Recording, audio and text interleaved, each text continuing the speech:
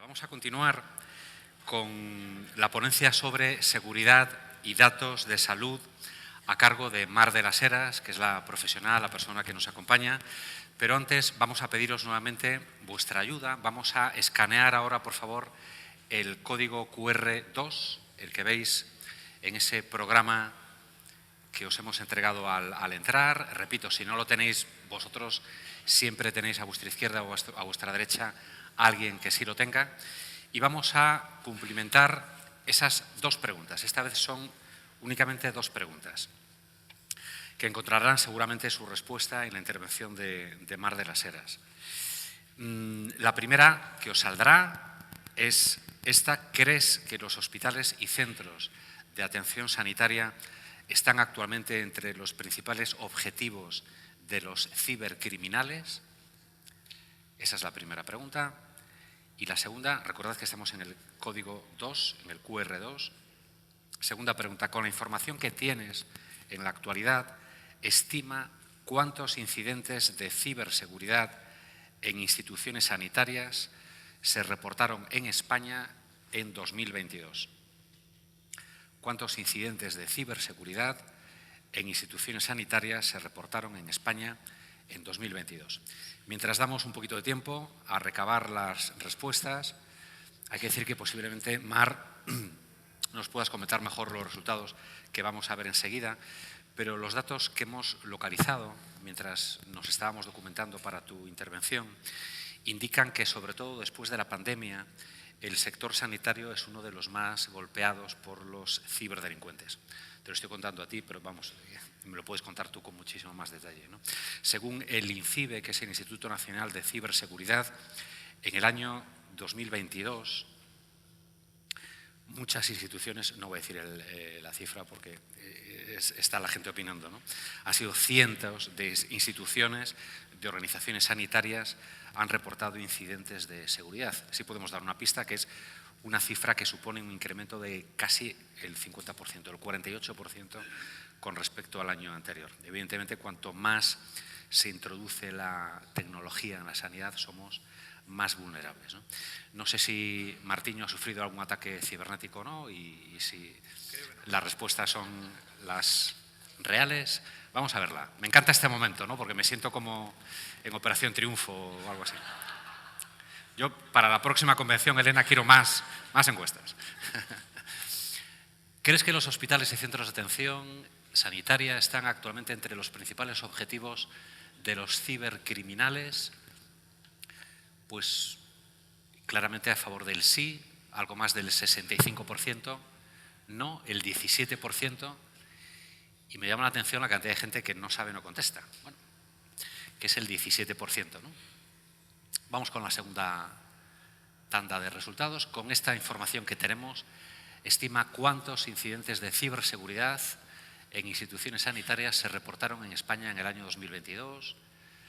Vemos que el 31% piensan que son en torno a 300, el 22% en torno a 700, bueno, está la cosa entre 500, hay un porcentaje también de gente que cree que 50 o 100, bueno, eran unos, ahora podemos decirlo, ¿no? Unos 500, o sea que hay gente, el 11,43, que puede ser una o dos personas de aquí que ha acertado correctamente. Para hablar de estos datos, de tecnología, seguridad y datos de salud, nos acompaña Mar de las Heras, es directora de operaciones de Procesia, una compañía centrada en la transformación digital y especialmente en ciberseguridad, computación en la nube, privacidad, IA y Big Data. Mar eres doctora en Derecho Constitucional, máster en Informática y especialización en Derecho y Tecnologías de la Información.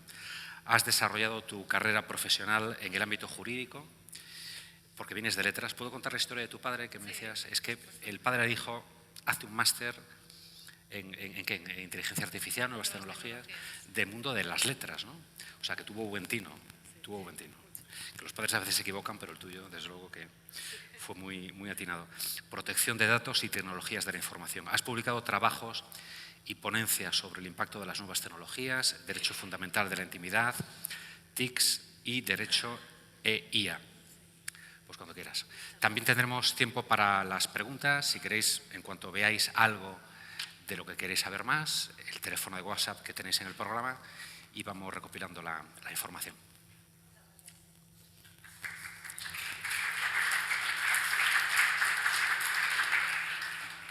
Bueno, muchas gracias a todos. Buenas tardes. Agradecer, en primer lugar, a FENAES la posibilidad de estar aquí para hablar de este tema tan interesante y tan apasionante. Bueno, efectivamente, mi formación de base es jurídica, pero tuve la gran suerte de tener en mi vida una persona que supo guiarme en esos momentos tan delicados, ¿no? Y me orientó hacia el mundo de la tecnología y con bastante acierto, la verdad, porque desde que yo terminé la carrera al día de hoy han pasado ya muchos años y lo que he podido ver en todos estos años es que el incremento de la tecnología ha ido a más. Creo que estamos todos de acuerdo en que hoy por hoy estamos en un punto de no retorno, donde la tecnología ha llegado para quedarse en cualquiera de los ámbitos que estemos, da igual que sea sanidad, en el ámbito jurídico, en el ámbito económico, en el ámbito cultural. Es lo mismo, el estamento social en el que nos encontremos, la tecnología impera por su presencia, lo vemos todos los días, desde lo que es el perfil ciudadano más pequeñito, como son los niños, hasta el perfil más adulto, como son nuestros mayores. En cualquiera de estos ámbitos es muy importante bueno, pues que utilicemos esta tecnología con cabeza y para ello pues, es también muy importante saber qué marcos jurídicos y qué marcos regulatorios nos amparan para poder llevar a cabo la utilización de esta tecnología, que al final son procesos de transformación. En el ámbito sanitario es verdad que podemos decir que, bueno, felicitarnos. Yo recuerdo que mi padre cuando estaba estudiando me contaba que su primer proyecto informático fue la modernización de una clínica hospitalaria, la clínica Checón. Era la primera clínica que entrabas, estoy hablando de los años 70, y en el mismo día podías salir con los resultados prácticamente pues de tu analítica, de cómo te encontrabas. Estábamos hablando de una mujer embarazada. En los años 70 este era el hito más importante que teníamos en España a la hora de hablar de modernización o revolución tecnológica dentro del ámbito sanitario. De los años 70 al momento actual, 2024, ha llovido mucho y probablemente a la tecnología ya nos pase a todos un poquito inadvertida, en el sentido de que ya somos todos bastante consumidores de ella y lo que nos preocupa ahora es poner el foco en otros ámbitos, ¿no? Para ello, pues como ha empezado la introducción, si nos fijamos precisamente en un estudio realizado por el INCIBE, respecto al ataque a instituciones sanitarias recibidas en el 2022, son más de 500 las instituciones sanitarias que recibieron ciberincidentes. Estamos hablando de un número elevadísimo que representa un 48% de ataques superior respecto al año anterior. Esto es una burrada, es una cifra que nos debe preocupar y nos debe preocupar principalmente si analizamos los riesgos, es decir, ¿qué se buscan con estos ataques? ¿Cuál es el problema, ¿no? ¿Por qué los malos han decidido irrumpir en el ámbito sanitario con esta agresividad? Bueno, pues lo que se busca muchas veces es el robo de los datos personales de los pacientes. Cada vez más se está produciendo lo que es la suplantación de la identidad. Algunos la conocerán, otros será un término totalmente ajeno. Las personas que se dedican o están dentro del ámbito tecnológico, es ataques diarios los que recibimos, suplantando la identidad, ya sea dentro de la organización o por terceros que quieren sacar información de la organización. En el ámbito sanitario esto es muy llamativo. Luego el acceso no autorizado a historias clínicas. ¿Y cuáles son las causas que provocan todos estos ataques? Pues por hacer una reflexión en términos globales, bueno, pues por un lado la información médica es extremadamente valiosa en el mercado negro, es información con la que se trafica y se trafica en términos económicos. La información es poder, esto es un lema que ya está bastante acuñado en nuestra sociedad. La información tiene un coste, tiene un valor alto por el que se paga tanto a nivel nacional como internacional. Es un mercado en toda regla. Los hospitales y los centros de atención médica son especialmente sensibles a determinados tipos de ataque, como son los ransomware, que es básicamente el secuestro de datos. Esto es debido fundamentalmente a las vulnerabilidades que muchas veces presentan los sistemas informáticos o las herramientas que utilizan muchas veces nuestros sanitarios o personal que trabaja en estos centros. Es muy importante en este sentido tomar conciencia de la importancia que tiene la inversión en el ámbito sanitario, desde un punto de vista del sector público o sector privado, me da igual, en cualquiera de los ámbitos en el que nos movamos, es muy importante por la criticidad de los datos que se están tratando. Lo veremos más adelante. Hay mucha legislación hoy por hoy al respecto y la que viene para poder proteger con mayores garantías todo lo que tiene que ver con los datos que pertenecen al paciente, pertenecen al ámbito de la salud.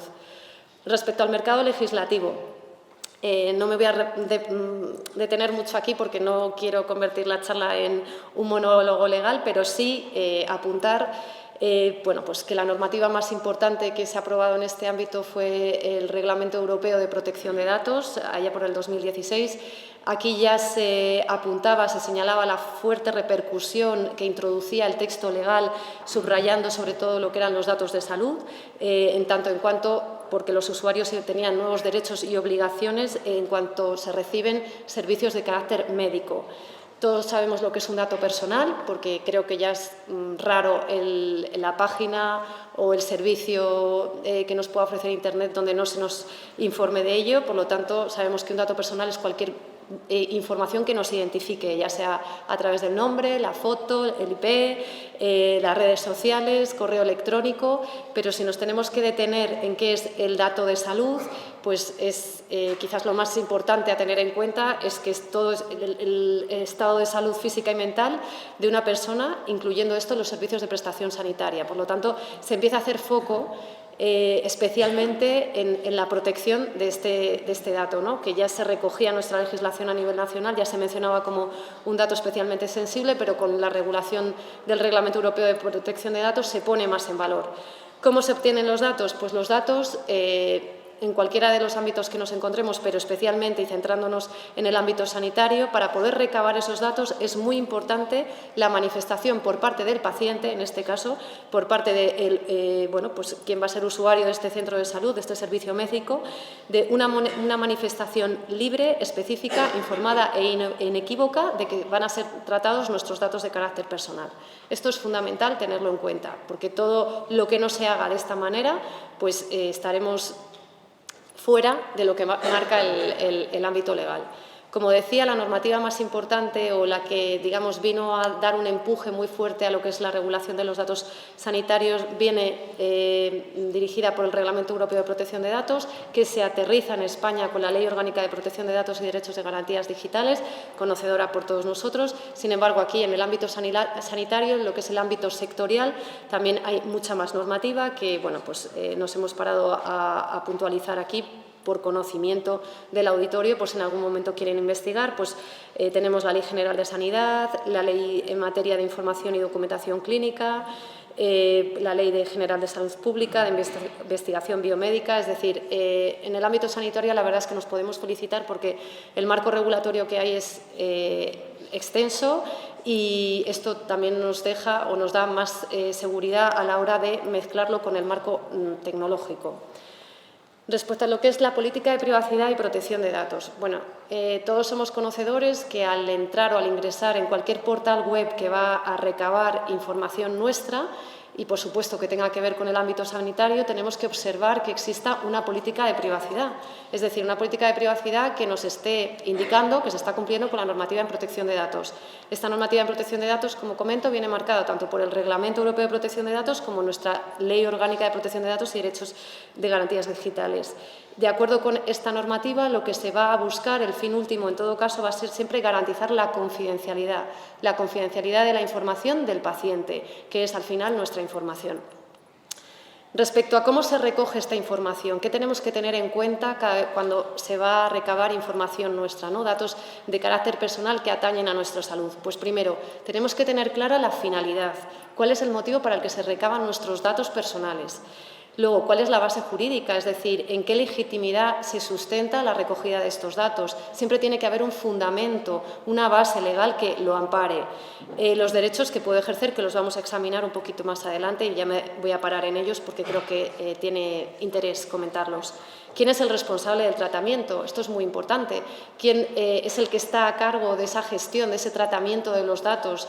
¿A quién voy a pedirle explicaciones si mis datos se ven atacados, si existe un incidente o una brecha de seguridad? Esto tendría que saberlo, de esto me tienen que informar. Es imperativo legal que esta información se me ofrezca en cuanto a que son mis datos, en último caso, como paciente y afectan encima a un entorno privado como es pues mi salud, ¿no?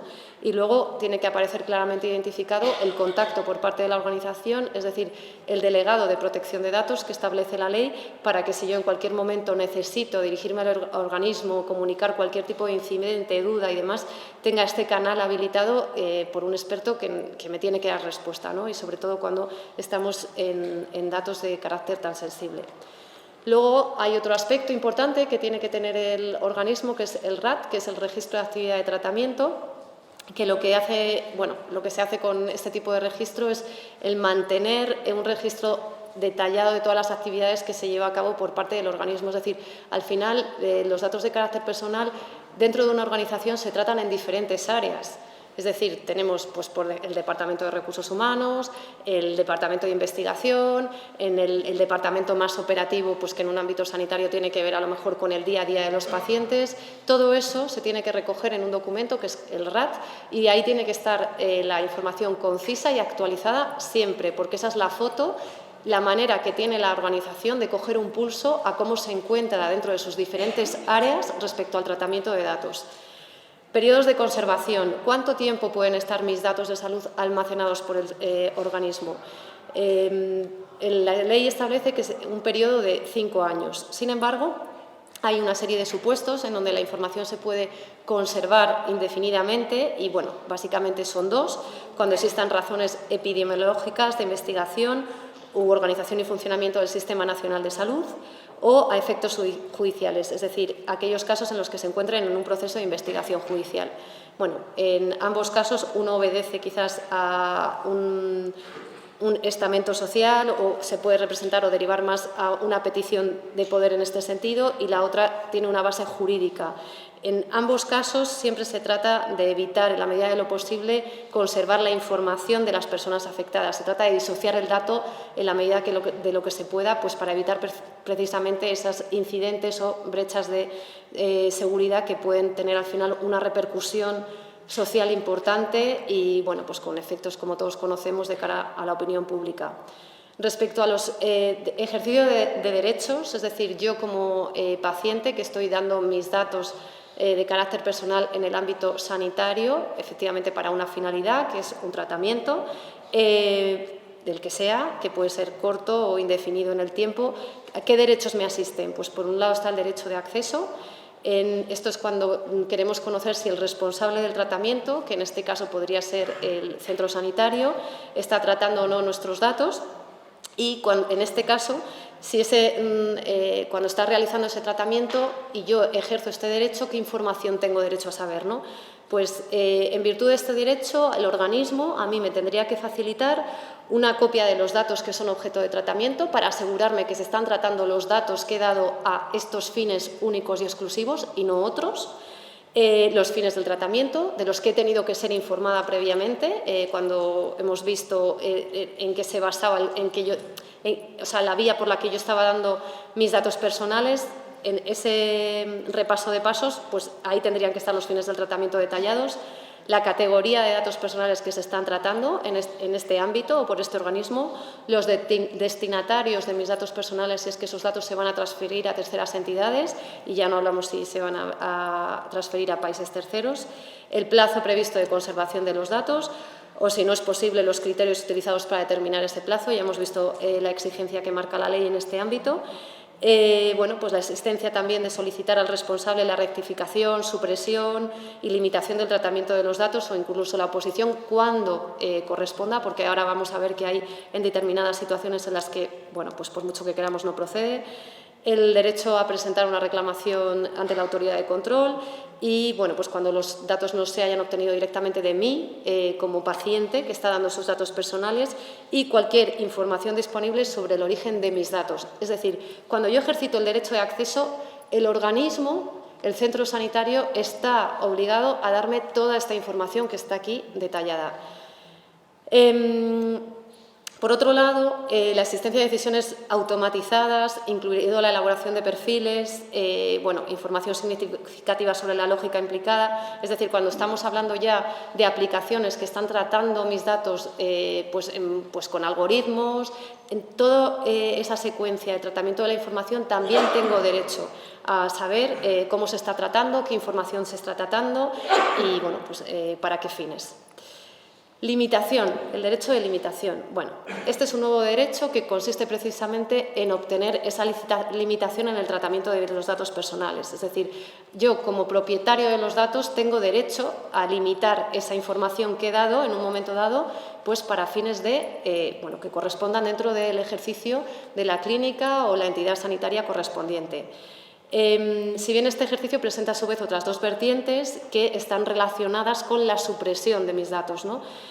Una es cuando se impugna la exactitud de mis datos personales, pues durante un plazo que se verifique por el responsable del tratamiento, es decir, pues que haya una modificación ahí, bien porque no se hayan dado correctamente en un momento dado, porque los haya dado un tercero porque yo en ese momento no podía, esa impugnación, ¿no?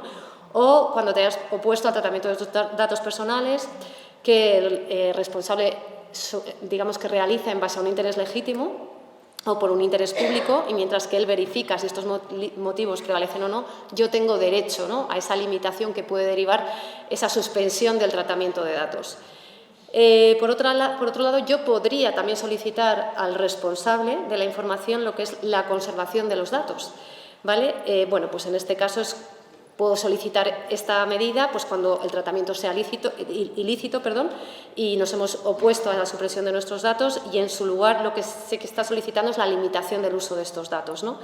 Y luego, por otro lado, cuando el responsable ya no necesite los datos personales, para los fines del tratamiento, pero el interesado sí que tenga algún tipo de motivo o pues interés en sí en que se conserven este tipo de datos. Luego está el derecho de rectificación. En este caso, la propia palabra lo dice, ¿no? Es mi propio derecho a obtener la rectificación de mis datos personales, bien porque sean inexactos, pues bien porque se haya producido alguna equivocación a la hora de darlos. Pues teniendo en cuenta que los fines del tratamiento tienen en este derecho que se contemplen de datos pues sean incompletos, o para ejercer este derecho muchas veces lo podemos hacer mediante una declaración adicional, ¿no?, o un cumplimiento pues de algún tipo de formulario que el organismo cuente con ello para poder complementar la información. Luego, la portabilidad de los datos. La portabilidad de los datos, normalmente nos estamos refiriendo al cambiar o dirigir nuestros datos de una entidad a otra. Normalmente esto se hace ya también de una manera automatizada. En este caso, nosotros tendríamos que recibir nuestros datos personales en un formato estructurado, de uso común, con una lectura mecánica interoperable, es decir, que no esté cifrada, a la que yo pueda tener acceso, que sea legible para la tercera entidad donde van a ir a recabar mis datos, y poderlos transmitir a otros responsables siempre que el tratamiento esté legitimado en la base del consentimiento o marcado por la ejecución de un contrato en términos generales, ¿no? Entonces, en este caso quizás en el ámbito sanitario sea un derecho que aplique poco y que esté bastante relacionado con lo que son procesos de transformación digital, pero es interesante también conocerlo. Luego está el derecho de supresión, también digamos que es la propia palabra bastante lógica, ¿no? Este derecho de supresión se puede ejercer ante la persona responsable, el delegado de protección de datos que haya nombrado el organismo o la entidad sanitaria. Y yo puedo pedir este derecho de supresión si mis datos ya no son necesarios en relación con los fines por los que fueron recogidos o tratados en un momento dado, si el tratamiento se ha basado en el consentimiento que presté al responsable y este se retira, al final y ya no hay una base legítima que lo sustente, yo puedo pedir ese derecho a suprimirlo en cualquier momento. Si nos hemos opuesto al tratamiento de nuestros datos personales, siempre y cuando no estemos contraviniendo un interés público o incumpliendo por parte del organismo un imperativo o una base legal, ¿no? En estos casos, no sería posible suprimirlos, ¿no? Es como si vamos a Hacienda y les decimos no, quiero que suspenda o que suprima mis datos personales, pues obviamente nos van a decir que no, ¿no? Y luego también puedo pedir esa supresión de mis datos cuando estamos en el ámbito de la mercadotecnia o estamos viendo que nuestros datos van a ser utilizados para fines, en cualquier caso, en que nunca hemos dado el consentimiento. Bueno, obviamente si nuestros datos han sido tratados ilícitamente, bueno, también si deben suprimirse por el cumplimiento de una obligación establecida en función de lo que establezca el derecho, o si se han obtenido en relación con la oferta de servicios que establece la Sociedad de la Información, la ley, el artículo 8, apartado 1, que tiene que ver con los datos de los menores. Digamos que este derecho está muy relacionado con el derecho al olvido, que como bien sabrán la mayoría de ustedes, es el derecho a poder, digamos, suprimir mis datos no solamente por parte del centro sanitario o en los ficheros concretos que estén en los sistemas del centro sanitario, sino en todos aquellos sitios donde el centro sanitario haya puesto a disposición, y esto puede incluir también, por supuesto, que nuestros datos figuren en Internet. O sea, este derecho de supresión es lo que conlleva, ¿no? O sea, el derecho al olvido es querer borrar todo rastro de nuestra información de carácter personal. Aquí me voy a parar un momento porque, si bien estamos mencionando los derechos que nos asiste, a los que nos asiste la ley respecto a o como titulares de datos personales, también es importante que hagamos la reflexión y que seamos conscientes que de nada nos sirve exigir a los organismos o al centro sanitario, porque estamos ahora en este ámbito, si luego nosotros llegamos a casa, nos conectamos a las redes sociales y somos los primeros que publicamos nuestra información. Hay que ser coherentes en este sentido. Es decir, nosotros tenemos el derecho de pedir que todos estos derechos, limitación, acceso, rectificación, supresión, oposición, pero claro, si los va a borrar el centro sanitario, pero yo los voy a publicar en mis redes sociales, creo que no estamos haciendo nada. Y ya no es que sea responsabilidad del centro sanitario, es que somos responsables nosotros de la información que publicamos. Este mensaje lo lanzo pues porque muchas veces creo que no somos conscientes cuando estamos subiendo información que afecta a nuestra privacidad, y mucho menos cuando esa privacidad afecta al ámbito sanitario, de que esta información que subimos gratuitamente, por la que no se nos pide nada más que crear una cuenta de correo con un usuario y una contraseña, muchas veces lo que hace es mover motores de información con millones de datos, en virtud de los cuales se hacen perfiles personales. Estos perfiles personales, que pues ya lo hemos comentado en algún foro anteriormente, la respuesta muchas veces es, ¿y qué más da? A mí que vean mi información, es que no, pues ¿quién soy yo? No me preocupa, pues si quiero la publico. Bueno, esa es una visión de la realidad de las redes sociales. Hay otra visión, y es que al subir tanta información personal, e insisto, ya ni mencionar cuando estamos hablando del ámbito sanitario, estamos regalando no solo nuestra vida, sino al final también estamos regalando a todas las empresas consumidoras de ese gran volumen de datos, destinatarias de esos perfiles sociales que se hacen, el que el día de mañana cualquiera de ustedes, y estoy hablando dentro de 20 años, no tanto, tenga limitado el acceso a un centro sanitario, porque junto con sus enfermedades quizás vaya aparejado la pensión que tengan, el lugar donde viven, la educación que han recibido. Esto que no se cuenta en ningún sitio, que no aparece en ninguna política de privacidad de ninguna red social, es muy importante que lo tengan en la cabeza. Porque estas indexaciones de información que se producen todos los días, que por desgracia nuestros chavales y nuestros jóvenes son muy poco conscientes, el día de mañana van a ser una limitación importante. Una limitación importante de la que hoy no somos conscientes porque no aparece en ningún sitio, porque no hay ninguna ley que hoy por hoy lo regule o lo regule entrando al nivel tecnológico de la indexación. Desafortunadamente no tenemos juristas hoy por hoy en nuestro país que, aparte de haber estudiado montones de sentencias, una carrera de derecho impresionante, impecable, sepan combinar cómo funciona la tecnología. Yo este mensaje lo lanzo como una reflexión. Llevo muchísimos años trabajando en el ámbito de la privacidad. En mi casa y mi ambiente más cercano me dice que soy una talibana de la privacidad, pero yo únicamente pongo este acento porque hay mucha información nuestra corriendo todos los días, dada por nosotros, no por terceros, dada por nosotros mismos, que afecta a nuestra privacidad, sobre la que no estamos observando las consecuencias que esto va a tener en un futuro no tan lejano. Entonces, simplemente dejemos de hacer ricos a los que ya son y pongamos atención en un poco qué hacemos con nuestros datos. Está muy bien publicar nuestras vacaciones, nuestras fotos, nuestras familias, nuestros hijos, pero todo esto es un mercado. No lo olvidemos, todo esto es un mercado y esto no es gratuito. Y esto hoy por hoy no se ve, pero el día de mañana va a tener sus consecuencias. Entonces, simplemente he querido hacer esta reflexión pues para poner el acento en lo que no depende de terceros, sino que depende de nuestra voluntad únicamente. Bueno, como decía, está el derecho a la oposición, es decir, esto es que me oponga a que se realice un tratamiento de mis datos personales, en este caso pues por parte del organismo o entidad sanitaria. Esto no va a ser posible cuando al organismo, por mucho que yo me quiera oponer, le asista un interés legítimo o esto vaya aparejado con un derecho fundamental que afecte pues, también a la libertad del interesado o demás, en tanto en cuanto que sí que corresponda al ejercicio de cualquiera de estos ámbitos, sí que lo podré ejercer sin problema. Y bueno, este es, digamos, un resumen de los derechos fundamentales que tenemos. Están en la presentación, no obstante, la Agencia Española de Protección de Datos también invito a visitarla porque tiene muchísima información sobre lo que se refiere al ejercicio de derecho.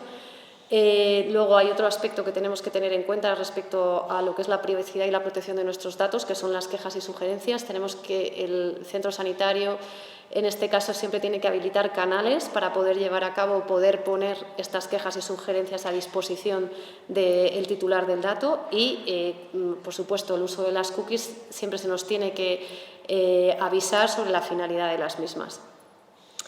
Bueno, ahora entrando un poco en el marco regulatorio que se refiere más a la protección de la información de los pacientes. Aquí hay una ley muy importante, que es la Ley 41/2002, que se refiere a lo que es la autonomía del paciente, sus derechos y obligaciones en el ámbito de lo que es la información y documentación clínica. Es una ley muy interesante pues, porque afecta precisamente o regula ámbitos concretos de los que estamos hablando, ¿no? Como por ejemplo este derecho a la información o el derecho a la intimidad. Algunas de las definiciones que establece esta ley, que es interesante conocer, pues que es la documentación clínica, pues va a ser pues ese soporte, ¿no? Que va a contener cualquier tipo de información o conjunto de datos que tienen que ver con pues datos de carácter asistencial, de salud, sanitario. La historia clínica sería ese contenedor, ese conjunto de documentos que se refiere precisamente al tratamiento de nuestros datos, ya sea pues, de diferentes maneras, ¿no? O sea, desde pues, un informe médico hasta una radiografía, lo que sea necesario. Y luego la información clínica como tal, que es todo dato, cualquiera que sea su forma, clase o tipo, que tiene que ver con el ámbito o que afecta al ámbito sanitario, que representa a una persona en el ámbito de la salud. El titular del derecho a la información asistencial, pues este va a ser siempre el paciente. También podrán ser informadas las personas vinculadas a él por razones familiares o de hecho, pero siempre que se dé ese consentimiento expreso o tácito por parte del paciente. El derecho a la intimidad, bueno, pues aquí es importante, ya lo hemos repetido anteriormente, el carácter confidencial de nuestros datos de salud. Esto es importante tenerlo en cuenta no solamente como pacientes, sino también como entidades que gestionamos o gestionan los datos de carácter personal referidos al ámbito sanitario. La reserva de vida, que debe haber siempre cuando la persona que elabora o tenga acceso a la información y la documentación clínica, pues trate toda esta información, ¿no? Lo que es la definición y archivo de la historia clínica, siempre toda la información que tiene que ver con los datos de salud de un paciente, ya sea en soporte audiovisual, papel, informático, siempre tiene que llevar aparejadas las correspondientes medidas de seguridad, siempre se tienen que garantizar para evitar precisamente esos 500 incidentes que hemos visto al principio. Los usos de la historia clínica siempre tienen que estar limitados, ese acceso tiene que estar siempre muy controlado por parte del centro sanitario, es decir, quién accede, tiene que haber un control, un registro de quién accede en todo momento a las historias clínicas, cualquiera que sea, bueno, pues según corresponda, ¿no? El profesional que esté a cargo o los administrativos o los asistentes que tengan que intervenir. Respecto al uso de la historia clínica, por supuesto, tiene que prevalecer siempre el deber de secreto, cualquiera que sea la persona en el ejercicio de sus funciones que vaya a acceder a esta información. Bueno, el uso de la historia clínica pues, con fines judiciales, epidemiológicos, de salud pública, investigación o docencia, es lo que hablábamos antes, se puede conservar por un periodo de tiempo más largo. Por otro lado, pues, tanto el personal que está dentro del ámbito de la administración y la gestión de los centros sanitarios podrá acceder a la historia clínica relacionada en el ejercicio de sus propias funciones. Y bueno, pues el uso de la historia clínica pues también tiene que estar acreditado pues por funciones de inspección, evaluación, acreditación y planificación. Siempre tiene, en definitiva, estar controlado quién está accediendo a esa información. Siempre esos sistemas tendrían que estar auditados para que no se esté colando quien no debe, precisamente para evitar estos ataques o incidentes de seguridad. Comentábamos antes que la conservación de la documentación clínica se extiende por un periodo de 5 años, que es lo que marca la ley, salvo las excepciones que hemos visto. La conservación de la documentación clínica siempre tiene que estar bajo la dirección del centro sanitario y el responsable, en todo caso, de custodiar debidamente nuestros datos de salud en este ámbito va a ser el centro sanitario. Y, como decía, bueno, pues los derechos de acceso a historia clínica pues siempre que tienen que estar controlado. En este caso, pues tiene que haber las reservas señaladas. Bueno, esto es otro apartado de la ley y siempre tiene que saberse, pues, si se van a hacer copias de estos datos, también tiene que figurar a quién se han hecho esas copias, registros de salida, registros de entrada. Estamos hablando de información especialmente sensible. Por otra parte, la Agencia Española de Protección de Datos, bueno, aquí hemos traído algunos ejemplos, pues precisamente de accesos indebidos a historias clínicas. Bueno, son ejemplos prácticos que están pasando en la realidad todos los días.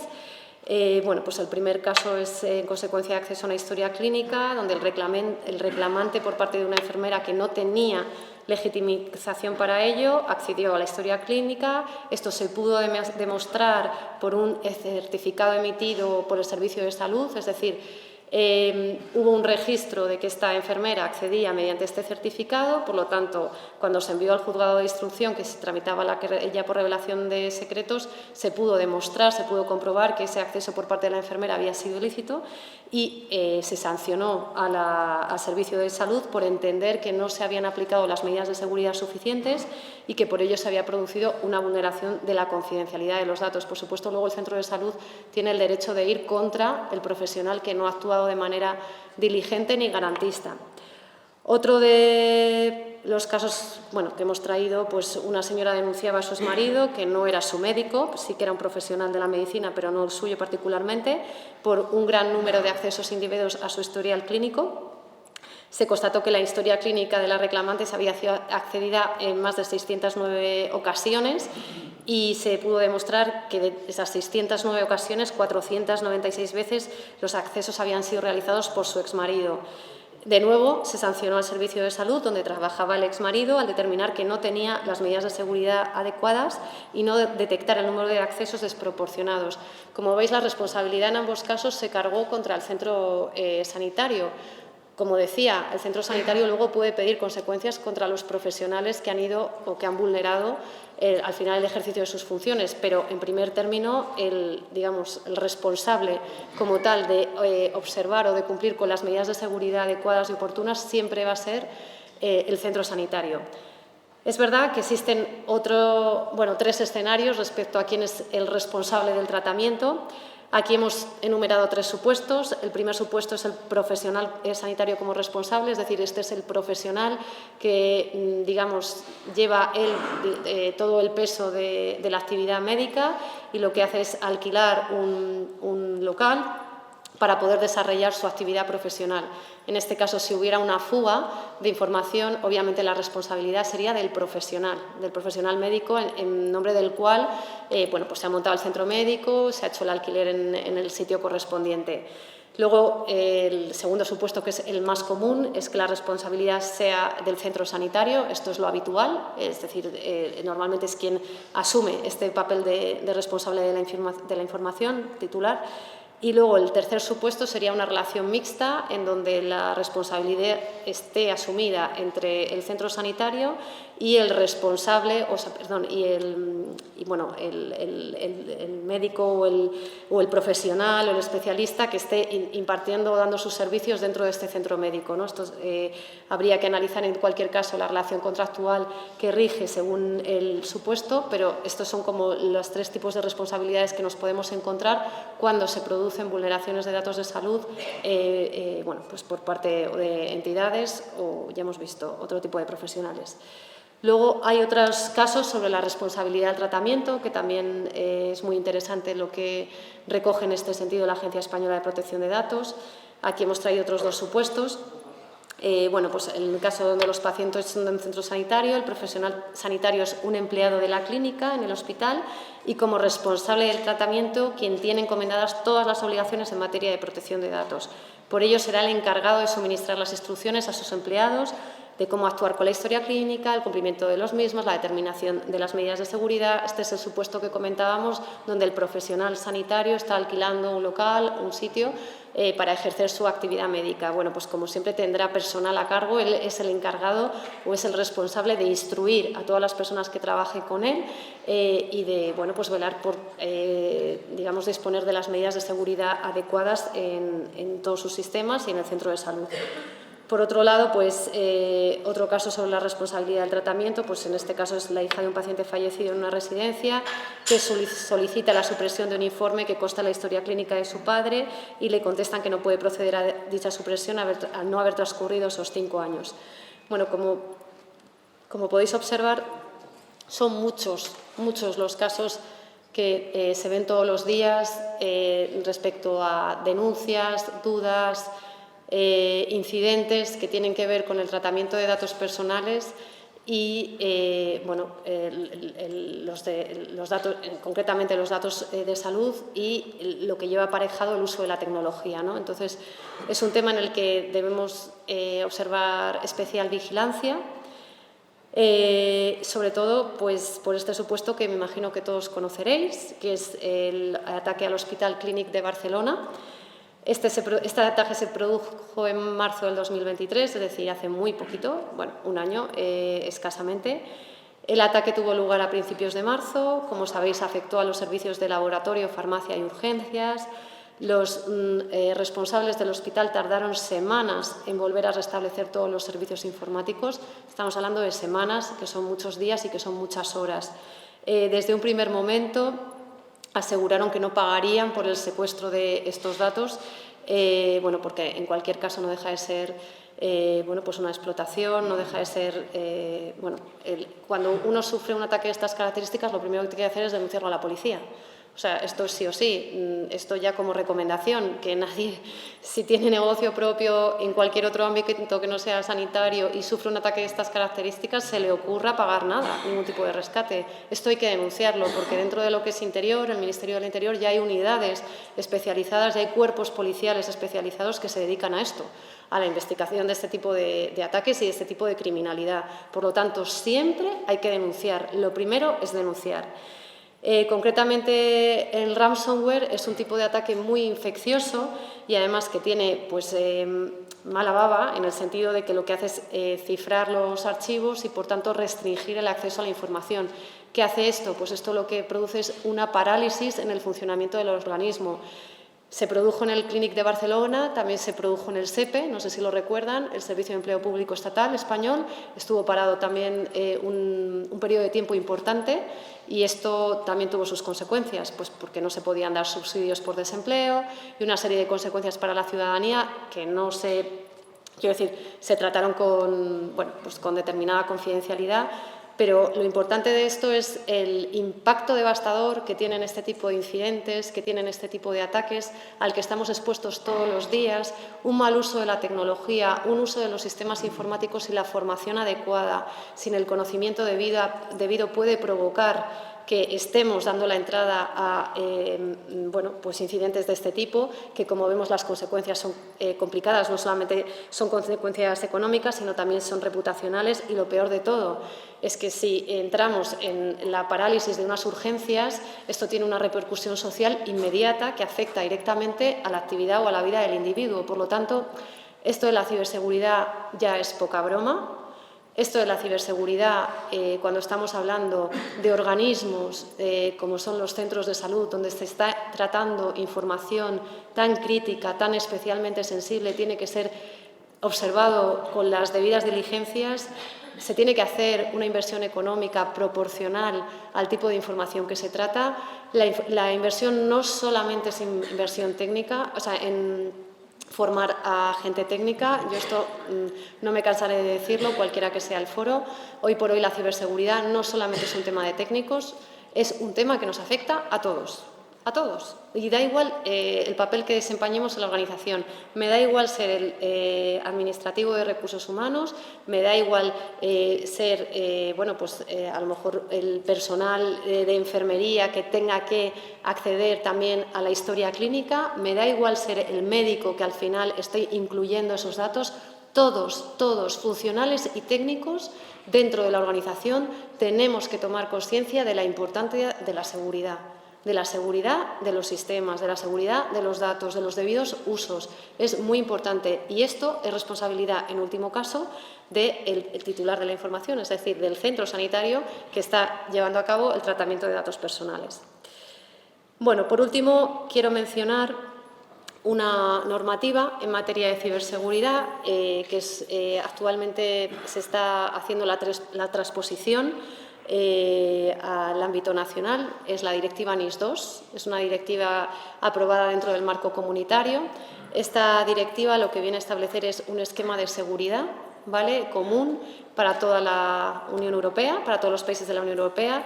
Y, bueno, pues dentro del ámbito nacional, en España, tenemos diferentes esquemas y ahora mismo se está debatiendo, ¿no?, cómo va a quedar este esquema de seguridad nacional que va a impactar en muchos ámbitos. Sectores a los que afecta: energía, banca, infraestructuras de mercados financieros, sector sanitario, transporte, infraestructura digital, aguas. Por lo tanto, vemos que pone especial hincapié en lo que es el ámbito sanitario, más que nada porque se centra también en la protección de los datos del paciente. Bueno, aquí lo que viene a decir es que es importante evitar, en cualquier caso, dentro del sector salud, una violación que pueda comprometer la información confidencial. De esto venimos hablando todo este rato. Para ello, la NIS2 lo que hace es invitar a los centros sanitarios, que al final son los encargados de comprar los sistemas, diseñarlos, desarrollarlos e implementarlos, a llevar a cabo los análisis de riesgos correspondientes, a llevar a cabo las notificaciones de incidentes y, sobre todo, a aplicar la legislación en materia de protección de datos para que toda esta información al final no sufra mayor vulnerabilidades y no esté expuesta a los incidentes que estamos viendo todos los días que amenazan a este sector. Respecto a las medidas que establece o que trae la NIS para esta gestión de riesgos de ciberseguridad, bueno, pues tendríamos la gestión de riesgos y lo que es la política de seguridad, es decir, que dentro del organismo haya una definición de roles, de responsabilidades, que haya una postura de ciberseguridad. Esto tendría que ver más con lo que es a lo mejor la estructura de un hospital, ¿no? Estas figuras tienen que estar claramente definidas, que haya una detección, una notificación y una respuesta en el caso de incidentes. Es muy importante que haya protocolos para poder llevar a cabo estas prácticas, que haya una continuidad de negocio, en el sentido que haya desarrollo de planes, definición de una hoja de ruta de cómo se va a llevar a cabo la implantación de esa seguridad. La seguridad en la cadena de suministro. La cadena de suministro son los proveedores que trabajan para los hospitales. Me da igual que sean proveedores del ámbito tecnológico, del ámbito sanitario, todo aquel que vaya a acceder a la información que se recoge dentro de los sistemas y que tiene que ver con los datos de carácter personal, tiene que cumplir con unas medidas de seguridad que en cualquier caso tiene que establecer el responsable de la información, que en este caso es el centro sanitario. Luego estaría la adquisición, desarrollo y mantenimiento de sistemas y redes. Bueno, pues esto es el adquirir todas aquellas herramientas necesarias para que nuestros sistemas dentro del ámbito sanitario sean seguros. Medir la eficiencia de las medidas que estamos implementando, bueno, a través de diferentes métodos. Concienciación y formación, creo que en esto he insistido bastante. Llevar a cabo procesos de cifrado.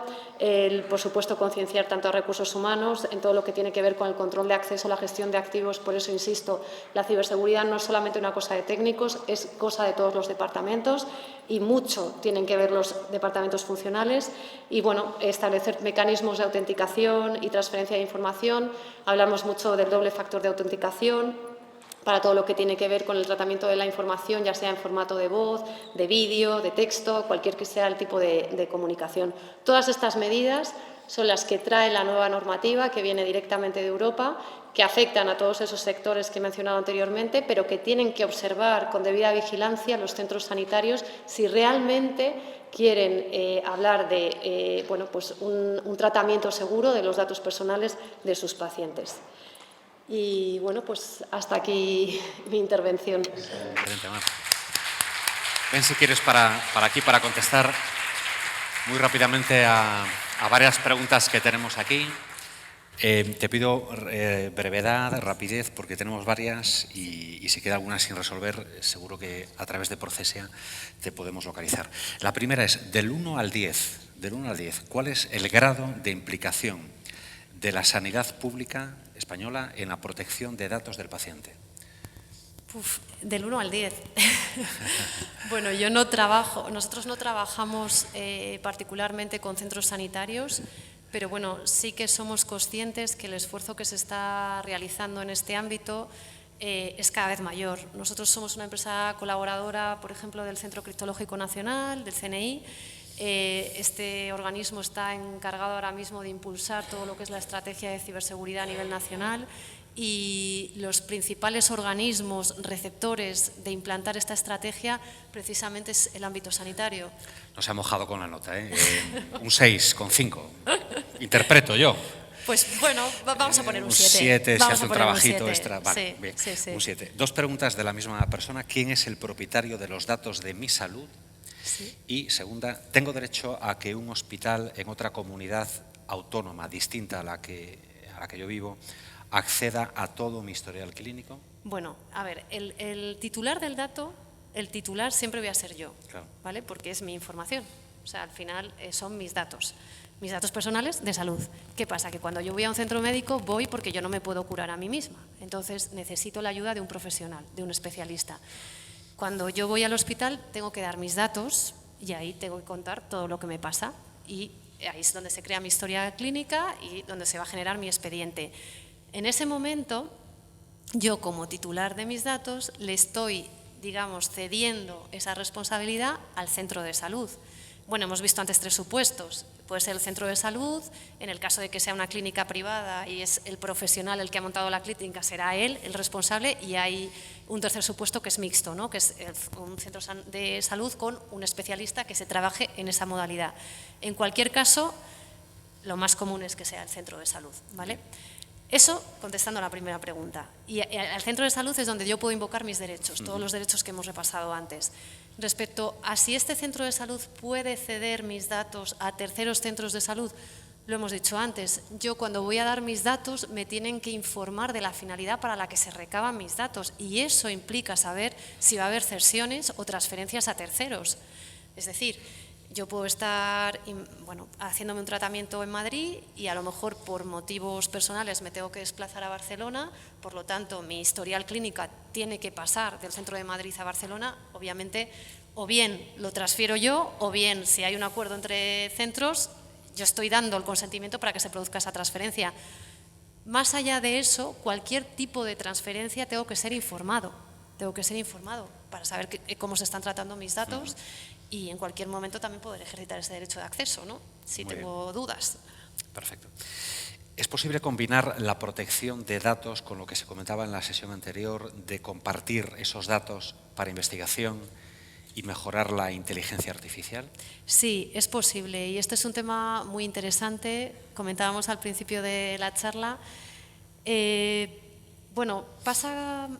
Pasa con la tecnología, o vemos con la tecnología todos los días, que va mucho más rápido que lo que es la mentalidad, vamos a decir, de la sociedad, ¿no? Por decirlo de alguna manera. Es decir, hoy por hoy ya estamos hablando de tecnologías disruptivas que nos permiten, por ejemplo, en el ámbito de la justicia, que nos planteemos que la sentencia no la tenga por qué poner un juez.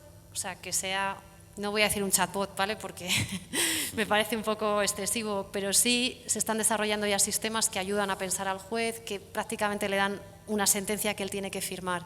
Por lo tanto, ¿cómo no va a ocurrir esto en el ámbito sanitario? ¿Qué problema hay aquí? El problema que nos encontramos es lo que comentaba antes con las redes sociales, ¿no? Con el uso que hacemos nosotros mismos de los datos, que tenemos que tener muy claro y en todo momento que esos datos que estamos cediendo para la inteligencia artificial se están utilizando única y exclusivamente para esos fines. Mucho mejor si los datos están disociados. He oído en la ponencia anterior que una de las compañeras decía que eso podía ser una limitación. Ya, pero es que también hay otro ámbito que es el de nuestra privacidad. Y si nosotros no tenemos claro si esos datos luego se están indexando con otros sistemas, al final lo que nos vamos a encontrar es un perfilado de nosotros mismos. y de nuestros datos de salud. Y como decía antes, esto tiene consecuencias. Es que esto no es gratuito. Es que aquí nadie regala nada, por muy fácil que se vea todo. Entonces, bueno, sí, pero con limitaciones. Excelente. 2 preguntas más y terminamos. La primera, ¿qué pasa con la regulación de los datos médicos que tienen Apple y Android? Nos aclaran que se refiere a las aplicaciones de salud que tenemos más o menos todos en los móviles, ¿no? Bueno, es que Apple y Android, es que aquí hay un problema también, ¿no? Y es el marco regulatorio con el que juega cada país. Como bien saben, en el mercado anglosajón, concretamente en el ámbito americano, no existe regulación en materia de protección de datos. Es una regulación exenta totalmente y no interesa. No interesa porque, claro, entonces este tipo de tecnológicas no podrían hacer el negocio que hacen a diario. Por lo tanto, la mala en este escenario es Europa, ¿no? O sea, la que siempre está un poco empujando en este sentido es Europa. Entonces, ¿qué pasa? Que cuando nos estamos metiendo en aplicaciones de este tipo, claro, los límites legales son complicados. Es verdad que el reglamento europeo dice que todo operador que actúe dentro del marco de la Unión Europea tiene que cumplir con la normativa en materia de protección de datos, pero bueno, esto cuando bajamos a la realidad de las cosas no se cumple, no siempre se cumple. Y la última, Mar, ¿se puede limitar el acceso por ley a empresas privadas del sector sanitario a los historiales de pacientes o personas que no están adscritos a ella? A ver, es que partimos del consentimiento, es que aquí el consentimiento es fundamental. O sea, mis datos se han dado para una finalidad y además tienen un periodo de conservación que hemos visto, son 5 años. Todo lo que exceda de ahí, mucho cuidado, porque si yo no he dado el consentimiento para que mi información sea cedida a terceros y menos para hacer negocio, es que ya estamos en un ilícito, ya estamos en un hecho completamente denunciable. Entonces, por eso el derecho de acceso, por ejemplo, es un derecho que de vez en cuando, que no es por tocar las narices, pero no está mal pedir. Pues para saber qué se está haciendo con nuestros datos, para que nos saquen todo el historial, ¿no? Si la información se está transfiriendo a otras finalidades de las que yo no di el consentimiento, en fin. Es para pensárselo. Entra un poco de yuyu, después de lo que nos has dicho. Ya sabéis que mañana reanudamos esta primera convención nacional a partir de las 9:30 de la mañana con la mesa Acceso a la Innovación Terapéutica que va a moderar el jefe de sección de salud de El Confidencial, Fran Sánchez Becerril. Hablando de periodismo, has dejado muchos titulares, yo he notado algunos. Esto de la ciberseguridad es poca broma. Dejemos de hacer ricos a quienes ya lo son, este me gusta. Estamos regalando nuestra vida y hay que ser coherentes. Eso, os invito a ser coherentes. No os inscribáis a nada esta noche. Por lo menos esperad a mañana a dejar un poquito que repose lo que acabamos de asumir en lo que haya que dar pues, nuestros datos y sobre todo descansad y sed muy felices. Muchas gracias y hasta mañana. Muchas gracias, Mar.